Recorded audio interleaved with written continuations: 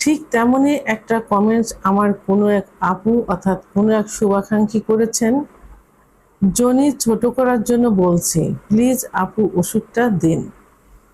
ধন্যবাদ আপু সুন্দর একটা কমেন্টস করার জন্য। দেশের এবং প্রবাসের ভাই বোনদের প্রতি সালাম। আসসালামু আলাইকুম। আমি প্রভাষক ডাক্তার রিক্তা পারভিন, হোমিওপ্যাথি এবং আয়ুর্বেদিক চিকিৎসক।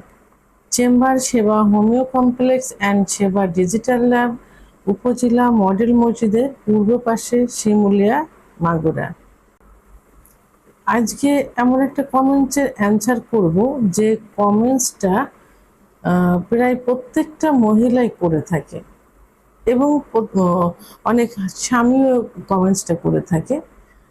মহিলাদের কমেন্টস এমন থাকে যে তার যোনিপথ লুজ হয়ে গেছে, স্বামী স্ত্রীর ভিতরে সম্পর্কের অবনতি হচ্ছে, স্বামী সন্দেহ করছে, এমনকি স্বামী পরকীয়ায় লিপ্ত হচ্ছে, আমাকে ডিভোর্স দেওয়ার হুমকি দেয়, সে আবার বিয়ে করছে, ইত্যাদি কমেন্টস এসে থাকে। স্বামীরাও এমন কমেন্টস করে থাকেন যে আমি দেশের বাইরে থাকি, আমার স্ত্রীর যোনিপাত লুজ হলো কি করে, আমি দেশে গেছিলাম, দেশ থেকে যে স্ত্রীর সঙ্গে সহবাস করে সুখ পাইনি, আমি তো সহবাস করিনি, তাহলে যোনিপাত লুজ কি করে হলো, ইত্যাদি সন্দেহমূলক প্রশ্ন করে থাকে। আমাদের অনেকের ধারণা থাকে যে যোনি লুজ হয়ে যায়, অর্থাৎ যোনিপথ লুজ হয়ে যায় অতিরিক্ত সহবাস করলে, অথবা বিয়ের আগে যৌন মিলন করলে যোনিপথ লুজ হয়ে যায়। কারণ এখনো বদ্ধমূল ধারণা যে বিয়ের প্রথম রাতে অর্থাৎ যেদিন বাসর করা হয় সেদিন যে সতীচ্ছেদ পর্দাটা থাকে, সেই পর্দাটা যাদের ফেটে যায় এবং রক্ত আসে তারা সতী থাকে, কিন্তু আসলে না।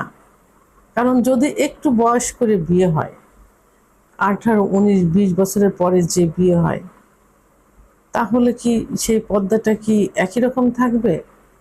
কারণ মহিলাদের সতীচ্ছেদ পর্দা বলতে যে যোনিপথ বন্ধ থাকে পর্দা দিয়ে, সেটা না। যোনিপথের চারপাশের যে ওয়াল, সে উপরের যে যোনিপথের উপরে সেখানে একটা পর্দা মতো থাকে চারপাশে।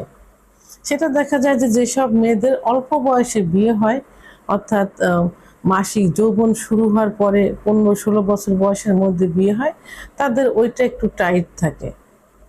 কিন্তু যাদের বয়স করে বিয়ে হয় এবং যারা স্কুলে খেলাধুলা করে, সাইকেল চালায়, এখনকার মেয়েরা তো আধুনিক, অনেক সচেতন স্বাস্থ্য বিষয়ে, তো এক্সারসাইজ ব্যায়াম করে থাকে, তো এইগুলো করলে এবং যদি একটু বয়স হয়ে বিয়ে হয় এবং যাদের ওজন বেড়ে যায়, একটু ওজন বেশি থাকে, তাদের কিন্তু এই সতীচ্ছেদ পর্দাটা কিন্তু আস্তে আস্তে কিন্তু লুজ হয়। সতীচ্ছেদ পর্দা যদি মুখ ঢাকা থাকতো, জনিপথের মুখ ঢাকা থাকতো, তাহলে মাসিক কিভাবে হতো? সেহেতু এই ভুল ধারণা যে পর্দা দিয়ে আটানো থাকে না, জনিপথের উপরে একটা পর্দা মতো থাকে, সেটা বয়স বাড়ার সঙ্গে সঙ্গে সেটা লুজ হতে থাকে। আবার অনেক মেয়েদের দেখা যায় যে অতিরিক্ত সেক্স থাকে, তো ওই সহবাসের প্রথম রাত্রে যখন স্বামী আননোন একটা পুরুষ কাছে আসে, ফোর পেলে করে, আদর করে, ভালোবাসে, তখন অর্গাজম হয়, কামরাস বের হয়, জায়গাটা পিছিল হয়, বড় হয়, সহবাস ঠিক মতো করা যায়। তো সেক্ষেত্রে সতীচ্ছেদ পর্দার কথা তো এখানে আসে না। তো এখন যোনিপথ লুজ যেটা বলছে, যোনিপথ লুজ কিন্তু বিভিন্ন কারণে হয়ে থাকে, বিভিন্ন, সেটা মানে প্রাকৃতিক ক্ষুধা প্রদত্ত। এটা এটা যে সহবাস করলেই যে যোনিপথ লুজ হবে এমন না। সহবাস তো একটা বিষয় আছে, কিন্তু একবার যদি সহবাস করা যায়, পরে আপনি যদি 1 বছরও বাইরে থাকেন, তারপরে তো সহবাস করছেন, তাতে কিছু হবে না। কিন্তু যদি একদম টোটালি, অনেক মেয়েরা কিন্তু আবার দেখা যায় যে হস্তমৈথুন করে থাকে অতিরিক্ত। তো অনেক মেয়েদের সাদা লিউকোরিয়া যেতে থাকে নিয়মিত, ওই জায়গাটা ভিজা থাকে সব সময়, তো তাদের তো একটু লুজ হবে। আর যারা টোটালি কিছুই করে না, দীর্ঘদিন স্বামী সহবাস থেকে দূরে থাকে, তাদের তো একটু আসলে টাইট থাকে, কিন্তু অতটাও না। কারণ যোনিপথ লুজ হওয়ার বিভিন্ন কারণ, যদি কারোর নর্মাল ডেলিভারি হয়, অর্থাৎ প্রসব বিশেষ করে যাদের নর্মাল ডেলিভারি হয়, আর নর্মাল ডেলিভারি হোক আর না হোক, বাচ্চা যদি গর্ভে আসে এবং এখন তো সিজার করা হচ্ছে, সিজার তো আল্লাহ তাআলা তো ওইভাবে সিজার নির্ধারণ করে দেননি। আল্লাহ তাআলা তো নর্মাল ডেলিভারির উদ্দেশ্য হওয়ার জন্য পথটা তৈরি করে দিয়েছেন। তো যখন গর্ভে পেটে বাচ্চা আসে, তখন জায়গাটাও কিন্তু সেইভাবে আস্তে আস্তে বড় হতে থাকে। তাহলে নর্মাল হোক আর সিজার হোক, বাচ্চা হওয়ার পরে কিন্তু জায়গাটা লুজ হয়ে যায়। আবার বার্ধক্যজনিত কারণে হয়, বিশেষ করে যাদের বয়স একটু বাড়তে থাকে, তাদের তো সবকিছু আস্তে আস্তে লুজ হতে থাকে, সেক্ষেত্রে হয়ে থাকে। আবার ওজন যাদের বেশি থাকে, আমি আগেই বলেছি, ওজন বেশি থাকলেও কিন্তু যোনিপথ লুজ হয়ে যায়। হরমোনের পরিবর্তন হলে, বিশেষ করে মেনোপজের সময় যাদের মাসিক বন্ধ হয়ে গেছে, তাদের ইস্ট্রোজেন হরমোন কমে যায়, তখন কি হয়, তখন কিন্তু যোনিপথ লুজ হয়ে যায়। তাই এখন যোনিপথ লুজ হয়ে গেলে সেই ক্ষেত্রে স্বামীরও আসলে বলার কোনো সন্দেহ করার, কি তাকে দোষ দেওয়া, তার ঘাড়ে মিথ্যা অপবাদ চাপিয়ে দেওয়া, এগুলো কখনোই ঠিক না।